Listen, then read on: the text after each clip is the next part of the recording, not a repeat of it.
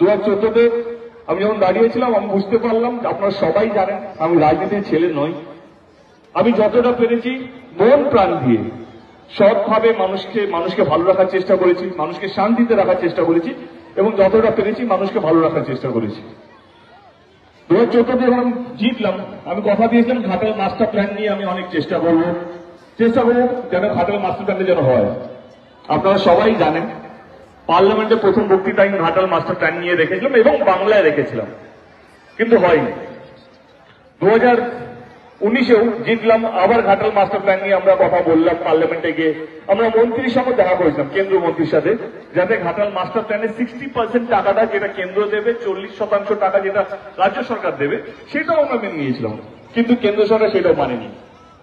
2024-এ আমি ভাবলাম আমি আর পাচ্ছি না, কারণ এই কেন্দ্র আর রাজ্যের দ্বন্দ্বের মধ্যে সাধারণ মানুষ মানে আপনারা দেবকে বিশ্বাস করতে শুরু করেছেন, যে দেব যে কথা দেয় সেই কথা তো রাখি, কিন্তু আমি কথা রাখতে পারছিলাম না, কারণ আমার হাতে এত টাকা নেই যে নিজের টাকা পকেট থেকে টাকা খরচা করে ঘাটাল মাস্টার প্ল্যান বানাবো, পদ্মাবগেরিয়া ব্রিজ বানাবো বা অন্যান্য কিছু করবো। আমি দিদিকে একটা কথা বললাম যে আমি আর রাজনীতি করবো না, কারণ না কেন্দ্র কথা শুনছে, কারণ যেহেতু এমপির কাজ হচ্ছে কেন্দ্র থেকে বরাদ্দ নিয়ে আসা, কেন্দ্র সরকার থেকে কাজটা নিয়ে আসা, কিন্তু কেন্দ্র সরকার 2021-এ হেরে যাওয়ার পর কিছুতেই কোনো 100 দিনের টাকা আটকে রেখেছে, আবাসন যোজনার টাকা আটকে রেখেছে। তখন দিদি আমাকে বললেন যে কি চাই তখন রাজনীতিতে থাকার জন্য কি চাই। আমি বললাম ঘাটাল লোকসভা কেন্দ্রের যে সবচেয়ে বড় সমস্যা হচ্ছে ঘাটালের মাস্টার প্ল্যান। এই যে অতিরিক্ত বৃষ্টি হলে যে বন্যাটা হয় তার জন্য দেবরা অনেকগুলো অঞ্চল জলের তলা ডুবে থাকে। তো এইটা থেকে মুক্তি দেওয়ার জন্য মানুষকে আমি কি বলবো, কি আবার প্রতিশ্রুতি দিয়ে ভোট নিয়ে পালিয়ে যাবো? দি বললো কি ঠিক আছে তাহলে আমরা ঘাটাল মাস্টার প্ল্যানটা করবো।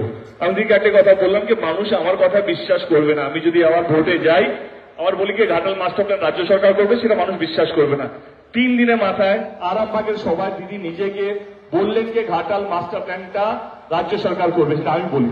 কথার কথা হচ্ছে আমি 10 বছরে যেটা চেষ্টা করেছি মানুষের আপদ বিপদ, করোনার সময় যখন হসপিটালে বেড পাওয়া যাচ্ছিল না, আমার ডেবরাতে একটা কার্যালয় আছে, সেই কার্যালয়টাকে আমরা হসপিটাল বানিয়ে দিয়েছিলাম, মানে হসপিটাল বেড থেকে আরম্ভ করে অক্সিজেন থেকে আরম্ভ করে সমস্ত কিছু, যাতে মানুষ ভালো থাকে, মানুষ সুস্থ থাকে।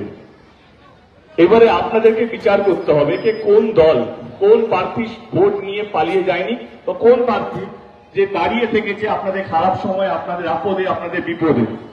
25শে মে নির্বাচন, যদি আপনাদের মনে হয় আপনাদের ভাইটি ঠিকঠাক কাজ করতে পেরেছে এবং আমার দলটি, তাহলে আপনারা জানেন 25শে মে কাকে ভোটটা দিতে হবে। আপনারা অনেক সময় দিয়েছেন, অসংখ্য ধন্যবাদ। সবাই ভালো থাকবেন, সুখে থাকবেন এবং সবচেয়ে বড় কথা শান্তিতে থাকবেন। আজকে নতুন বছরের প্রথম দিন, এই বাংলার নতুন বছর যেন সবারই জন্য শান্তি হয়, ভালো হয় এবং আমরা সকলে যেন সুখে থাকি। ভালো থাকবেন। বন্দে মাতরম।